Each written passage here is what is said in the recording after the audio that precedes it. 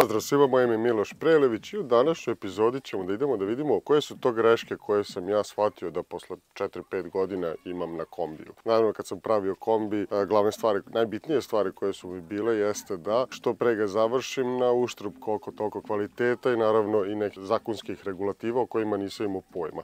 Tako da ukoliko neke stvari stvarno nisam radio jer nije bilo dovoljno informacija o tome, tako da u ovoj epizodi ćemo malo da pričamo o svim tim greškama i kako vi možete da ih zaobiđete. I pre nego što krenemo sa obilaskom, odnosno obilaskom grešaka na kombiju, da znate KS Shoes trenutno ima 30% popusta na svu planinarsku obuću. Tako da trk na njihov sajt i nabavite sebi jedan sjajan par sjajnih cipela, a mi sad ajmo da vidimo koje su to greške na kombiju. Ovde se nalazi moj kombi, šalim se, ovo je kombi od Adine Pinje koji je iza kamere, tako da obavezno zapratite njega na Instagramu, a moja kombina se nalazi vamo, pa da krenemo sa greškama. Prva greška je kupovina uopšte generalno kombija, jer je skupo i cela ova priča je jako skupa. Šalim se, naravno, kupite kombi obavezno. Prva i najbitnija greška, često me ljudi pitaju koju veličinu kombija da uzmem i realno ovo je sasvim ok veličina za dvoje, možda čak i troje ljudi, ali prva greška koju sam ja napravio jeste što nisam stavio rotirajuća sedišta. Kao što sam rekao, zakonski nisam znao kako se to kod nas rešava, informacija nije bilo puno, tako da je ostalo na ovome. Druga greška, frižider.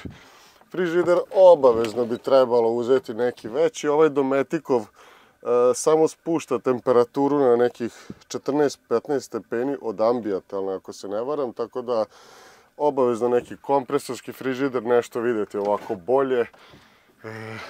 Dovoljno informacija nemam o tome da li je bolje gasni, da li je bolje kompresorski, obavezno to pišite u komentarima ukoliko znate. Sljedeća stvar, spremnici vode. Znači kanisteri vode. Imam 70 litara, mnogo bi lakše bilo kada bi to bilo nekih 100-120 litara i imam 20 litara otpadne vode i to jedno 50 litara, 40-50 litara bi bilo idealno. Dalje idemo ovo drvo. Obožavam ovo drvo, znači stvarno ga volim, ali nažalost je nekako dosta mekano, prlja se, teško se čisti i zato sam ja onako malo shvatio zašto ljudi koriste one iverice, ako se ne varam, ono sa već gotovim finišem, ono ravno, lako se sve sredi. Takođe dole sam imao grešku, evo kao što vidite pod je u katastrofalnom stanju, tu sam koristio brodski pod, ali kao što vidite uopšte nije, otporan.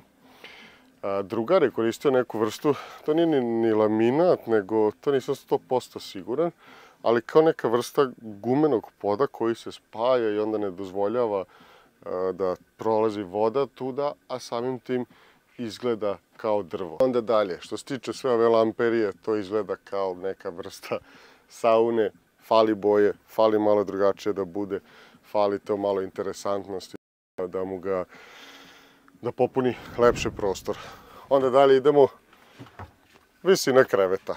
Ovo ćete se složiti da je definitivno viši krevet nego što treba da bude. To je jednostavno nedostatak planiranja i takva je situacija. Definitivno je mnogo niži da bude. Onda dalje nastavljamo na moju famoznu slavinu i na sudoperu. Nema potrebe da kao ja kupujete ovako ovu, šta je to granitna, nisam ni ja siguran, nego najobičnija limena slavina će vam sasvim ok raditi posao, ne slavina, nego kako se zove, lavabo, sudopera, hvala Pinju. I ovo slavina, nema potrebe za nekim fenserajem. Takođe nešto što mi jako fali u cijeloj ovoj priči jeste više ventilacije. Kako je došlo leto, to mislim da i Pinjo napravio grešku, ako se ne vara, evo klima glavom.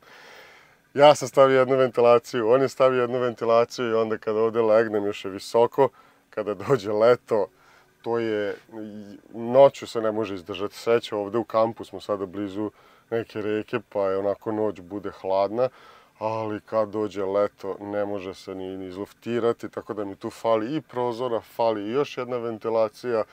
To obavezno što više možete da stavite, mislim ne što više, ali recimo 2 ventilacije definitivno.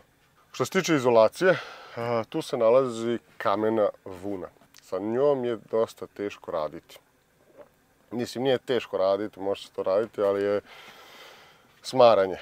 Možete koristiti takozvani Armaflex, koji je mnogo lakši za rad, skuplji jeste, ali se mnogo lakše postavlja i manje ćete problema definitivno imati. Generalni problem u svemu ovome jeste organizacija prostora, tu su mi akumulatori, drugi deo struje mi je vamo. Webasto mi se nalazi, on kad mi crkne, to je muka ga zameniti, ali srećem samo je jednom crkao.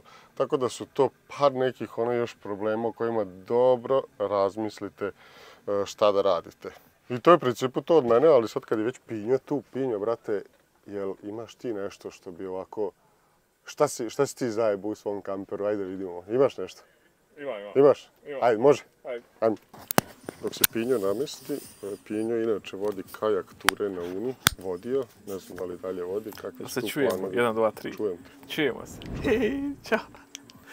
Šta je bilo pitanje? Šta je Daj mene? prvo reci nešto o sebi. Adijen iz Travnika, avanturista, evo zadnja 2 mjeseca živim u kamperu, uradio konverziju prije 3 godine i nikad je nisam završio, ali se stalno nešto novo radi. I evo, otprilike ovo je moj setup, dosta drveta i to je to.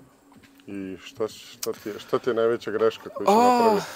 Mislim, stalno se pravi greške. Ono što sam shvatio sad ova zadnja 2 mjeseca je da nam fali puno više prostora za odjeću. To sam stvarno shvatio. Imam 2 police za odjeću, ali kako se živim 2 mjeseca imam pravo puno opreme. Ispostavilo se da te 2 police nisu dovoljne i kad operem veš, osušim veš, njega ga ostaviti, slažem ga u jednu istu policu i onda kad treba nešto uzeti, to je sve zatrpano i onda sve završi na krevetu i onda prebacujem sa sećije na krevet, kreveta na sećiju i tako u krug i mislim da mi treba više prostora za ladice. Čak sam ovdje jednu ladicu pretvorio u ladicu za odjeću jer... Znači kad zima dođe, nadrljao si. Pa i... Sad će još biti više odjeća. Pa vjerovatno, tako da ćemo do zime da napravimo još koju ladicu. Uzmeš jedan kombi pa da uvučeš zajedno. Tako da mi to jedna od stvari koja me počela živcirati ovo ljeto, jeste nedostatak prostora da se fino složi odjeća. Ako bi imao priliku da kupiš pravi kamper sada, baš zbog toga i zbog mesta i svega, da li bi ga uzeo? Ne bi. Jer je meni nekako kombi projekat gdje učim stvari i nove stvari, tako da uživam u razmišljanju, pravljanju novih stvari na kamperu. Tako da ne bi uzmo možda novi prazan. Pa onda... Čekaj, izvini, kod tebe pod deluje dosta bolje. Hoćeš mi reći šta jesi ti tačno stavio? Na podu je laminat, ispod ima pola centimetra spužve, nije spužve, izolacije. I nisam happy sa ovim isto zato što je zim pravo hladno. Ali dobro, deluje mi da što se tiče nahabanje mnogo bolje izdržava nego ovo moje. Mislim, ovo je laminat za vani, tako da može po kiši i sve tih stvarima, tako da s te strane je super, samo što je zim pravo hladno. U jednom momentu sam razmišljao da radim podno grijanje. Može se uraditi zajedno sa ovim Chinese diesel heaterom na fazon, odmota se oko auspuha cijev kroz koji ide voda i može se raditi podno grijanje, ali previše posla i nije mi se dalo. Tako da ima rješenje za to, ali zim zna biti hladno po nogama, što je onako problematično nekako. I hvala puno što ste gledali ovu epizodu. Obavezno je podržite na Patreonu ukoliko ste naravno u mogućnosti i hvala svakome ko je to učinio. A u narednim epizodama prvo idemo na najlepšu planinu Srbije, Taru, a zatim idemo u Ljubuški na jedan river festival u jednom predivnom kampu koji se zove Bajta. Vidimo se u narednoj epizodi.